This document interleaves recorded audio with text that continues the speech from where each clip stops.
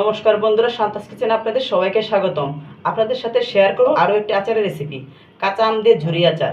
এই আচার বানাতে একদম সহজ, রোদে দেওয়ার ঝামেলা নেই, কোনো প্রকার তেল ছাড়া 10 মিনিটে আচারটা হয়ে যায়।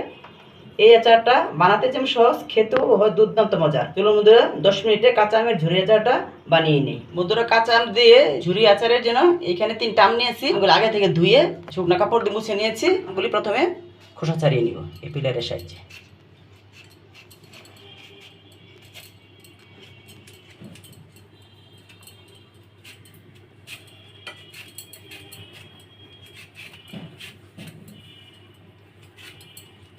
বন্ধুরা, আমগুলি খোসা ছাড়িয়ে নিয়েছি। এখন গ্রেটারের সাহায্যে আমগুলি গ্রেট করে নিব। আপনারা এই আমগুলি ঝুরি বা বটিতে ঝুরি ঝুরি কেটে নিতে পারেন। গ্রেটারের মাধ্যমে গ্রেট করে নিব। এইভাবে লম্বা লম্বা গ্রেট করবো, তো ওই আমের আস্তে থাকলে আমটা একদম আস্তে আস্তে থাকবে।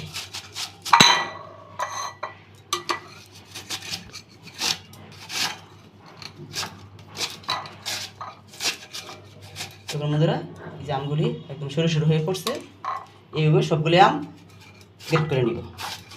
সবগুলি আম গ্রেট করে নিয়েছি। ওদের গ্রেটারের এই সেট দিয়ে গ্রেট না করে এই সেট দিয়ে করে, এই সেট দিয়ে করলে মোটা মোটা হয়ে পড়ে এবং সরু সরু হয়ে পড়ে, এই যে এইভাবে এরকম পড়ে। এখন এই গ্রেট করা আমগুলি অন্য একটা বাটিতে নিয়ে নিব।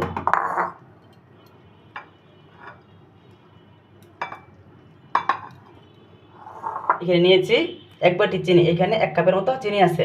আমের পরিমাণ বুঝে চিনি দিতে হবে। চিনিটা দিয়ে দিব।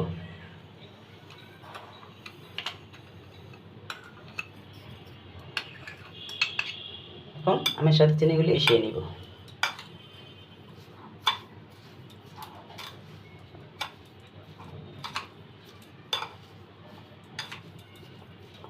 আমের সাথে চিনিটা মিশিয়ে নিয়েছি।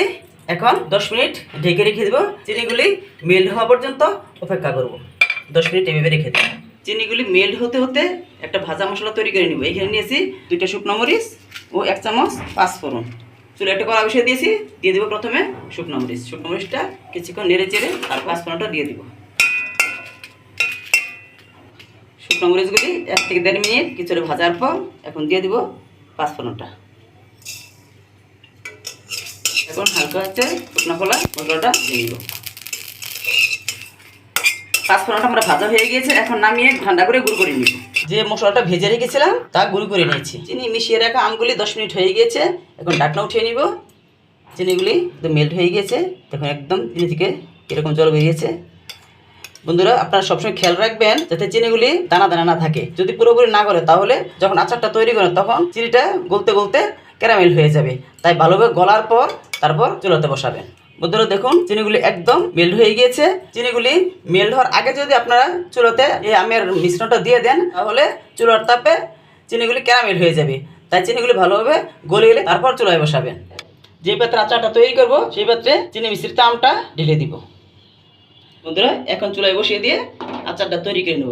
বন্ধুরা, এই আচার তৈরি করতে কোনো প্রকার তেল লাগে না, একদম অল্প উপকরণ হয়ে যায়। এখন চুলাটা সাইডে রেখে 5 থেকে 6 মিনিট চিনি থেকে যে জল উঠেছে এই জলগুলি টানিয়ে নিব। বন্ধুরা, এই ঝুরি আমের আচারটা তৈরি করার সময় ঢাকনাটা লাগিয়ে দেবেন। ঢাকনা লাগিয়ে দিলে আমগুলি একদম গলে যাবে এবং বেশি একটা নাড়াচাড়া করবেন না, হালকা হালকা নেড়ে দিবেন। জলগুলি অনেকটাই টেনে নিয়েছে। এ পর্যায়ে দিয়ে দিব সামান্য হলুদের গুঁড়া। এটা ভালো একটি কালার আসার জন্য।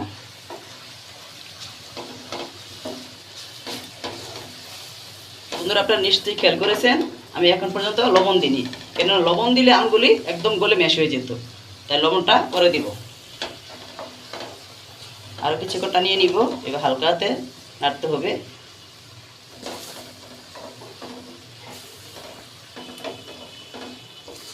দিয়ে দিব স্বাদ মতো লবণ। এখন আবারও মিশিয়ে নিব।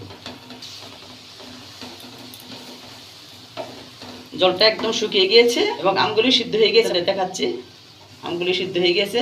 দেখুন বন্ধুরা,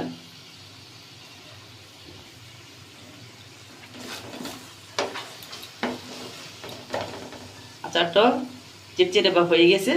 এই যে দেখুন বন্ধুরা, একদম আঠা আঠা। তার মানে আমার আচারটা একদম রেডি হয়ে গিয়েছে।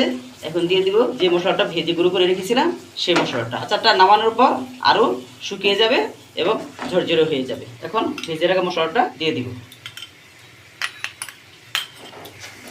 আচারের সাথে মিশিয়ে নিব।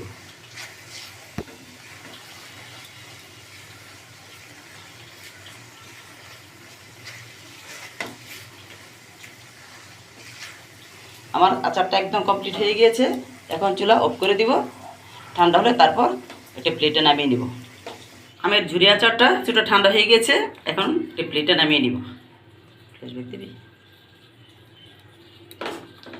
দেখুন বন্ধুরা, এখন একটু ঝুরঝুরে হয়ে যাচ্ছে। যখন পুরোপুরি ঠান্ডা হবে তখন আচারটা একদম ঝুরো ঝুরো থাকবে।